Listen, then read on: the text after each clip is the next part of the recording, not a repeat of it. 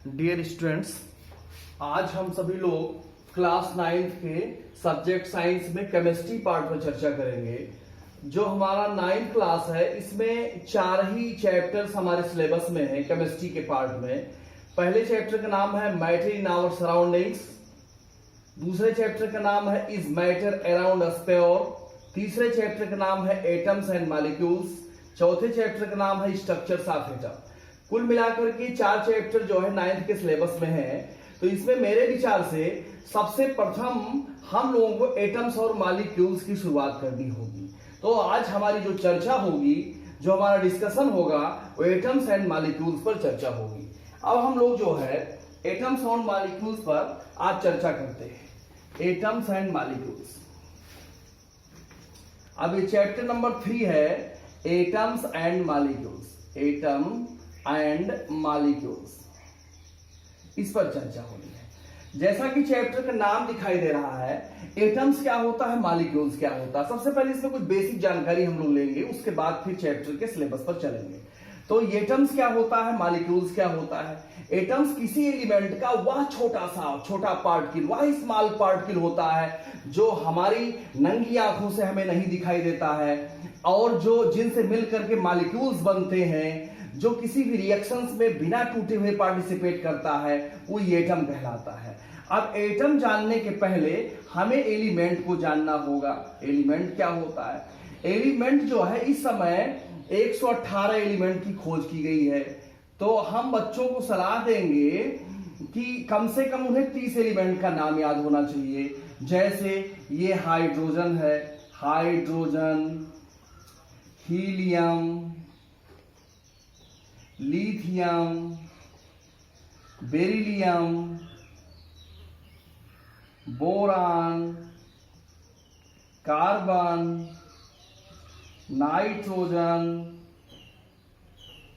Oxygen, fluorine.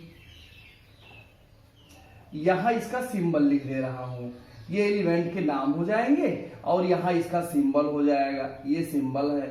Symbol में इसके hydrogen, helium का He, लिथियम का Li, बेरिलियम का Be, बोरान का B, कार्बन का C, नाइट्रोजन का N, ऑक्सीजन का O, फ्लोरीन का F, फिर नियान, ये एलिमेंट रहेगा। नियान का जो है Ne हो जाएगा, Ne हो जाएगा। फिर सोडियम, ये हमारा सोडियम हो जाएगा, sodium Na।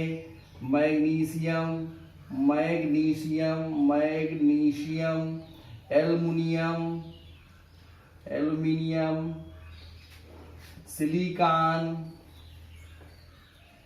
Phosphorus,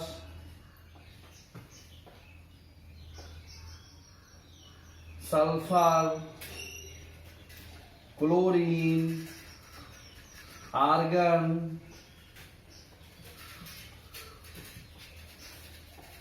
potassium, calcium. यहां इस सिंबल मैग्नीशियम का Mg हो जाएगा, एल्युमिनियम का Al हो जाएगा, सिलिकॉन का Si हो जाएगा, फास्फोरस का P हो जाएगा, सल्फर का S, क्लोरीन का Cl, आर्गन का Ar, पोटेशियम का K, कैल्शियम का Ca। इसके बाद जो है scandium, scandium, titanium, vanadium, chromium, manganese, iron, cobalt, nickel, copper, zinc. ये 30 तक हो गया। तो 30 तक तो हर एक बच्चों को याद होना चाहिए। 30 कम से कम 9th क्लास में 30 एलिमेंट बहुत मस्त है। एक बार पुनः, hydrogen, helium, lithium, beryllium, boron, carbon, nitrogen, oxygen, fluorine, neon, sodium, magnesium, aluminium, silicon, phosphorus, sulphur, chlorine, argon, potassium, calcium, scandium, titanium, vanadium, chromium, manganese, iron, cobalt, nickel, copper, zinc. इन एलिमेंटों को याद करने के बाद फिर इसके इलेक्ट्रॉनिक कॉन्फ़िगरेशन पर चर्चा होनी चाहिए। अगर इसका इलेक्ट्रॉनिक कॉन्फ़िगरेशन पता होगा तभी हम इस चैप्टर में कुछ नई चीजें सीख सकेंगे। तो अब हम इसके इलेक्ट्रॉनिक कॉन्फ़िगरेशन पर चर्चा कर लेते हैं। इसका इलेक्ट्रॉनिक कॉन्फ़िगरेशन क्या होता है, इलेक्ट्रॉनिक कॉन्फ़िगरेशन क्या होता है।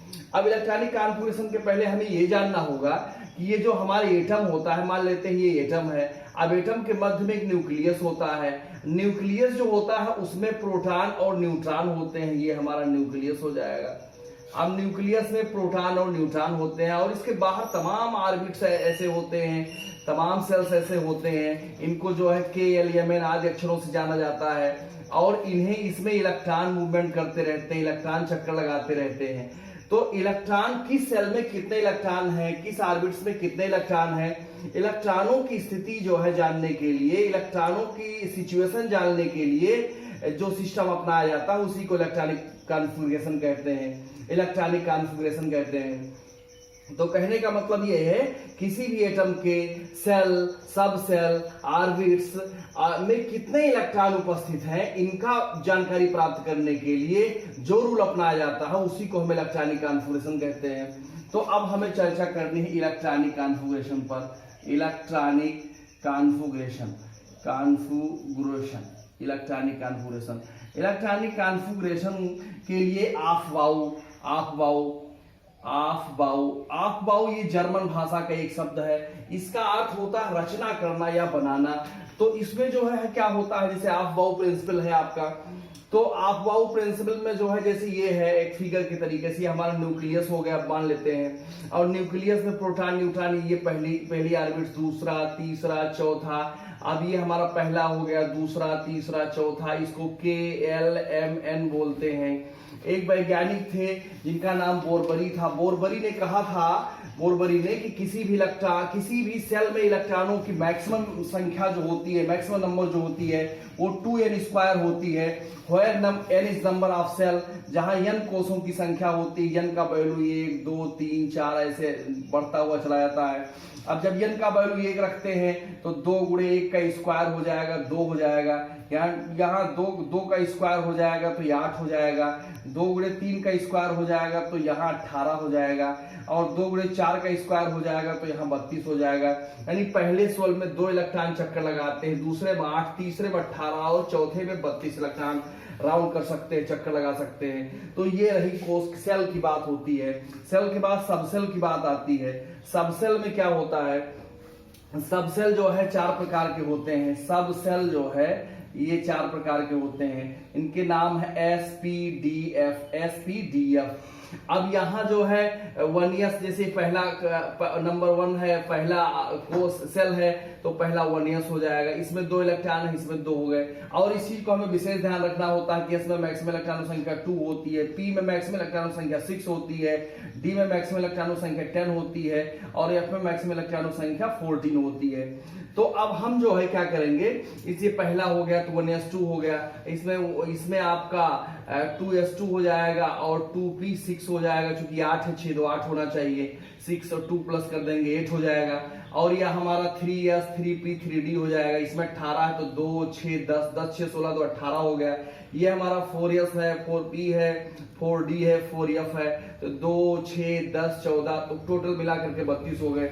इस प्रकार से हम इसे व्यवस्थित करके Aufbau रूल बनाते हैं। Aufbau के हिसाब से ये हमारा पहला हो गया, ये दूसरा हो गया, इसमें 2 हो गए, ये तीसरा हमारा हो गया, इसमें 3 हो गए, ये चौथा हमारा हो जाएगा, इसमें 4 हो जाएंगे, ये हमारा 5वां हो जाएगा, इसमें 4 हो जाएंगे, ये हमारा 6वां हो जाएगा, इसमें 4 हो जाएंगे, ये हमारा 7वां हो जाएगा, इसमें भी 4 हो जाएंगे, ऐसे बढ़ता हुआ चला जाएगा। तो ये जो है ये 1s हो गया, ये 2s हो गया, 2p हो गया, ये 3s 3p 3d हो गया, ये हमारा 4s 4p 4d 4f हो गया, ये हमारा 5s 5p 5d 5f हो गया, ये हमारा 6s 6p 6d 6f हो जाएगा, ये हमारा 7s 7p 7d और 7f हो जाएगा। अब जब इलेक्ट्रॉन इसमें एंट्री करना, प्रवेश करना शुरू करते हैं तो Aufbau रूल के हिसाब से इलेक्ट्रॉन सबसे पहले उस ऑर्बिटल में प्रवेश करता है, उस कोष में, उस सबसेल में प्रवेश करता है जिसकी एनर्जी सबसे कम होती है। तो इसकी एनर्जी सबसे कम है क्वांटम संख्या के अकॉर्डिंग, इसकी एनर्जी सबसे कम है, तो इलेक्ट्रॉन सबसे पहले इसमें एंट्री करता है, फिर इसमें एंट्री करता है, फिर इसमें, फिर इसमें, फिर इसमें, फिर इसमें, फिर यहाँ, फिर यहाँ, फिर यहाँ, इस प्रकार से यहाँ, फिर यहाँ, फिर यहाँ 4f 5d 6p 7s, इस प्रकार से ऐसे प्रवेश करता हुआ चला जाता है। तो जैसे जैसे इलेक्ट्रॉन प्रवेश करता है वही ऑर्डर हो जाता है। अब अगर हम इसको व्यवस्थित ढंग से लिखें तो हमारा ये हो जाएगा, आपका ये हो जाएगा, हमारा ये हो जाएगा, ये 1s 2s, पहले 1s में गया 1s लिखा जाएगा, फिर 2s में, फिर 2p में, फिर 2p के बाद 3s में एंट्री किया है, 3s हो गया, फिर 3p के बाद दिखाई दे रहा है 4s के बाद 3d के बाद 4p के बाद 5s के बाद जो है 4d हो जाएगा, 4d के बाद 5p हो जाएगा। इस प्रकार से सीरियल चलता रहेगा। अब इलेक्ट्रॉनिक कॉन्फ़िगरेशन हमें करना हो, मान लेते हैं हमें जो है इलेक्ट्रॉनिक कॉन्फ़िगरेशन हाइड्रोजन करना, helium, lithium, beryllium, boron, carbon, nitrogen, oxygen, इन सब का इलेक्ट्रॉनिक कॉन्फ़िगरेशन करना है। इसका एटॉमिक नंबर 1 है, यहाँ 2 है, यहाँ 3 है, 4 है, 5 है, 6 है, 7 है, 8 है। अब इसका इलेक्ट्रॉनिक कॉन्फ़िगरेशन 1s1 हो गया, क्योंकि इसमें एक ही इलेक्ट्रॉन है। इसका 1s2 हो गया, इसका 1s2 2s1 हो गया, क्योंकि जब ये फुलफिल हो जाएगा तो इसमें जाएगा। अब इसका 1s2 हो गया, इसका 2s2 हो गया, इसमें 1s2 हो गया, 2s2 हो गया। अब तो दोनों फुलफिल हो गए तो 2p1 में चला गया, 2p1 हो गया। इसका कार्बन का 1s2 2s2 2p2 हो गया, नाइट्रोजन का 1s2 2s2 2p3 हो गया, इसका 1s2 2s2 2p4 हो जाएगा। इस प्रकार से इलेक्ट्रॉनिक कॉन्फ़िगरेशन किया जाता है। आशा करता हूं कि जो है बच्चे होमवर्क के रूप में हाइड्रोजन से लेकर के और जिंक तक कम से कम 1 से लेकर के 30 तक इलेक्ट्रॉनिक कॉन्फ़िगरेशन करेंगे। जहां भी कहीं उनको प्रॉब्लम होगी वो मुझसे प्रश्न करेंगे। फिर इलेक्ट्रॉनिक कॉन्फ़िगरेशन अगर हमें आ गया, इसमें हमें बोरबरी भी सीखना है। बोरबरी कैसे होता है, बोरबरी आप बाउ के हिसाब से हम बोरबरी भी सीख सकते हैं। जैसे हाइड्रोजन का 1 है यहाँ तो 1 हो गया, और हीलियम का इसमें 2 है तो यहाँ 2 हो गया, और इस हीलियम के बाद लिथियम की बात आती है तो लिथियम का 3 है परमाणु क्रमांक, तो 2 इसमें दिखाई दे रहे हैं, 1 इसमें, तो ये 2 और 1 हो गया। बेरिलियम का 4 है तो यहाँ 2 और 2 हो गया। बोरान का आपके 5 है तो यहाँ 2 और 3 हो गया, और बोरान के बाद कार्बन का 6 है तो यहाँ 2 और 4 हो गया। नाइट्रोजन का 7 है तो यहाँ 2 और 5 हो गया। ऑक्सीजन का 8 है तो यहाँ 2 और 6 हो गया। इस प्रकार से बोरबरी इलेक्ट्रॉनिक कॉन्फ़िगरेशन किया जाता है। अब इलेक्ट्रॉनिक कॉन्फ़िगरेशन में जो है कुछ इलेक्ट्रॉन्स ऐसे होते हैं, जैसे कुछ एलिमेंट ऐसे होते हैं, कुछ के एलिमेंट लगभग हाइड्रोजन को छोड़ दिया जाए तो लगभग सभी एलिमेंट जो है अपने आउटर मोस्ट सेल में 8 इलेक्ट्रॉन कंप्लीट करना चाहते हैं, क्योंकि वो स्टेबल होना चाहते हैं। 8 इलेक्ट्रॉन कंप्लीट करने के इलेक्ट्रॉन को डोनेट भी कर सकते हैं, उसे त्याग भी सकते हैं, दूसरे से ले भी सकते हैं। तो इस प्रकार से जब इलेक्ट्रॉन किसी को देते हैं तो उनके ऊपर प्लस आयन का निर्माण होता है, और जो किसी से इलेक्ट्रॉन लेते हैं तो उनके ऊपर माइनस का निर्माण होता है, तो आयंस बनते हैं। और आयंस के आधार पर कैसे फार्मूले बनाए जाते हैं। अब हम पहले आयंस की चर्चा करेंगे, और आयंस की चर्चा करने के बाद फिर हम फार्मूला बनाना सिखाएंगे बच्चों को।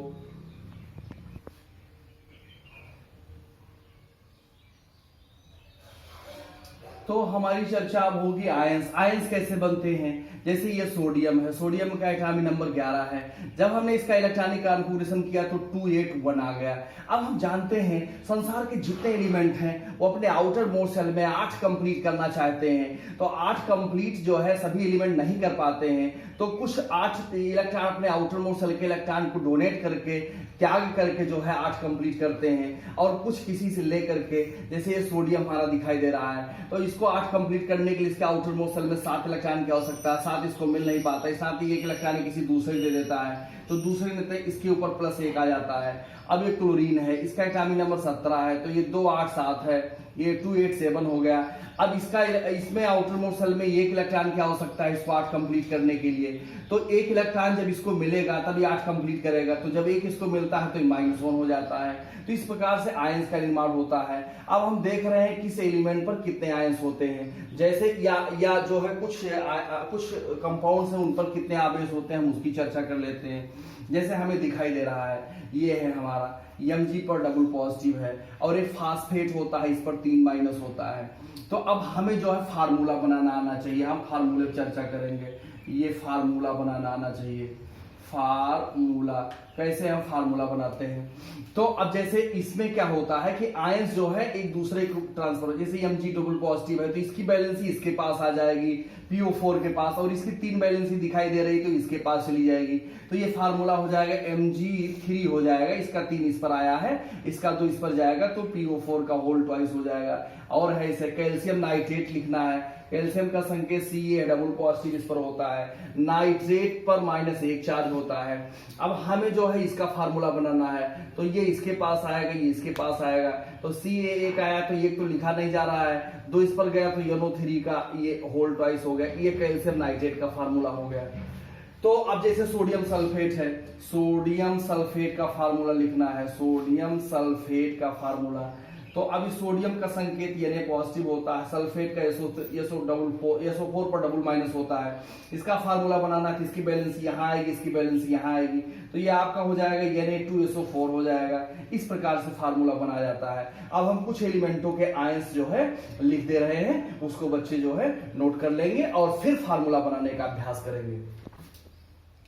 अब हम देख रहे हैं कि ये आयंस, कुछ आयंस लिखे गए हैं, जैसे सोडियम पर 1+ होता है, पोटेशियम पर 1+, सिल्वर पर 1+, कॉपर पर 1+, मैग्नीशियम पर 2 पॉजिटिव, कैल्शियम पर 2 पॉजिटिव, जिंक पर 2 पॉजिटिव, आयरन पर 2 पॉजिटिव, कॉपर पर 2 पॉजिटिव, एल्युमिनियम पर 3 पॉजिटिव, Fe पर 3 पॉजिटिव, हाइड्रोजन पर 1 पॉजिटिव, हाइड्रोजन पर 1 माइनस चार्ज, क्लोरीन पर -1, ब्रोमीन पर -1। इस प्रकार से हमें बहुत सारे आयंस दिखाई दे रहे हैं। इसमें तो बहुत थोड़ा सा लिखा गया, अभी बहुत सारे लिखे जा सकते हैं। तो अब इसी की सहायता से हम फार्मूला बनाते हैं। 2 एग्जाम्पल हम और लेते हैं। जैसे हमें लिखना है सोडियम बाइकार्बोनेट, हमें लिखना है सोडियम बाइकार्बोनेट, सोडियम बाइकार्बोनेट, ये हमें लिखना है सोडियम बाइकार्बोनेट। तो सोडियम का सिंबल Na पॉजिटिव होता है, बाइकार्बोनेट का सूत्र ये माइनस होता है, HCO3 माइनस होता है। दोनों की एक बैलेंस ये तो हो जाएगा NaHCO3, सोडियम बाइकार्बोनेट का फार्मूला हो गया।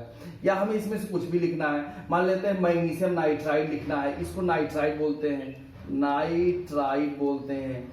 अब हमें इसका फार्मूला मैग्नीशियम नाइट्राइड लिखना है, मैग्नीशियम नाइट्राइड लिखना है, नाइट्राइड लिखना है। तो मैग्नीशियम Mg डबल पॉजिटिव हो गया, नाइट्राइड -3 हो गया।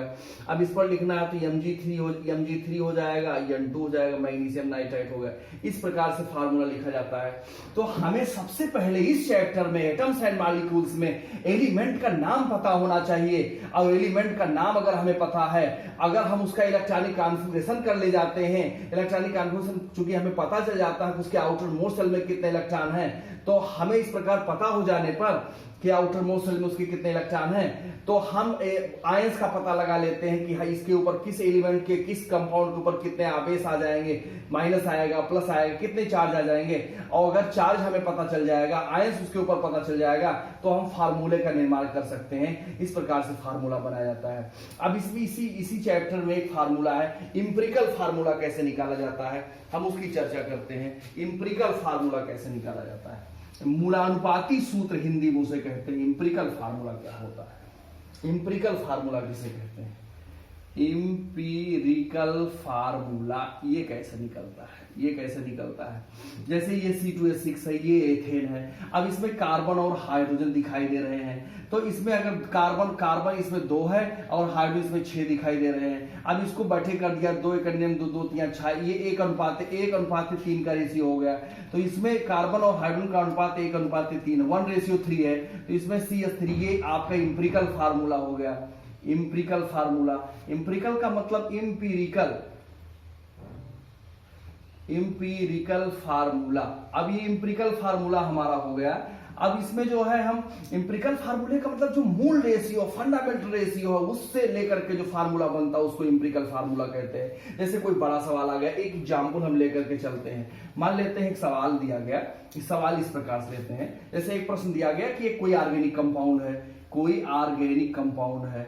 अब ऑर्गेनिक कंपाउंड में जो है, ऑर्गेनिक कंपाउंड में कोई कंपाउंड, तो इसमें ऑर्गेनिक कंपाउंड कार्बन 48% है, हाइड्रोजन जो है 8% है, नाइट्रोजन जो है 28% है, नाइट्रोजन 28% है, और जो शेष है वो ऑक्सीजन है। ऑक्सीजन, इसमें ऑक्सीजन 16% हो जाएगा, 16%, क्योंकि जोड़ने से 100 आना चाहिए। 48 हो गया, 8 हो गया, 28 हो गया, 16 हो गया, 8 3 24, 6 30 के 0 हो जाएगा, 2 1 3 4 7, 2 1 3 4 7 और 3 10 हो जाएगा। तो ये 100 हो गया। अब इसमें हमें मूल फार्मूला निकालना है, तो हम सबसे पहले क्या करते हैं, यहाँ एलिमेंट लिखते हैं। तो एलिमेंट में हमें कार्बन है, हाइड्रोजन है, नाइट्रोजन है, ऑक्सीजन है। यहाँ इसका प्रतिशत मात्रा लिखेंगे, परसेंट लिखेंगे। तो परसेंट इसमें जो है, इसका जो है कार्बन का 48 आ रहा है, हाइड्रोजन का 8 आ रहा है, नाइट्रोजन का 28 आ रहा है, ऑक्सीजन का 16% आ रहा है। तो अब इसमें जो है फिर इसका हम लोग निकालेंगे रिलेटिव, परमाणुओं की आपेक्षिक संख्या उसको बोलते हैं, relative number of atom, relative number, परमाणुओं की आपेक्षिक संख्या बोलते हैं इसको हिंदी में। तो इसमें क्या होता है, परसेंट बटे एटॉमिक वेट होता है। तो ये 48/12 हो गया, ये 8/1 हो गया, ये 28/14 हो जाएगा, ये 16/16 हो गया। इसका चूंकि फार्मूला होता है, जो परसेंट होता है ये परसेंट बटे एटॉमिक वेट होता है। तो अब इसमें काटेंगे 4 हो जाएगा, ये 8 हो गया, ये 2 हो गया, ये 1 हो गया। अब इसमें जो सबसे छोटी संख्या होती है उस संख्या सभी संख्याओं में भाग दे देते हैं, डिवाइड कर देते हैं। तो यहाँ जो आता है वो सिंपल रेशियो आता है इस प्रकार से, ये सिंपल रेशियो आ गया। तो सिंपल रेशियो में जो है 1 8 2 1 1 8 2 1 ये आ गया।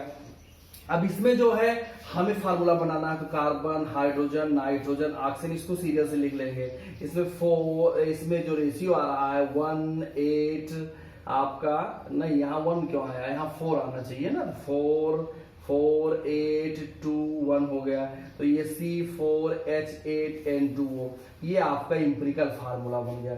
इस प्रकार से हम इंपेरिकल फार्मूला निकालते हैं। अब इसमें इंपेरिकल फार्मूला इसी प्रकार से जो सवाल दिया जाएगा, आप इसी प्रकार से इसमें इंपेरिकल फार्मूला निकालेंगे। अब इसमें ये तो बहुत बड़ा चैप्टर है, इसमें जो है अगली टॉपिक फिर हम नेक्स्ट वीडियो में पढ़ाएंगे आपको। ये आपका अगली टॉपिक इसी समय आपको बता देते हैं, law of chemical combination, law of chemical combination, law of chemical combination. इसको हिंदी में रासायनिक संयोग के नियम कहते हैं। वैसे तो 5 नियम हैं, लेकिन इस 9th के सिलेबस में सिर्फ 2 ही नियम मिलेंगे आपको, 1 और 2 नियम। अब इन दोनों नियम की चर्चा हम अगले वीडियोस में करेंगे। आशा करता हूँ ये सारी चीजें आपको समझ में आई होंगी। अगर नहीं समझ में आती तो कमेंट में लिख करके बताएं, पुनः इसको हम रिपीट कर देंगे ताकि आपको आ जाए। धन्यवाद।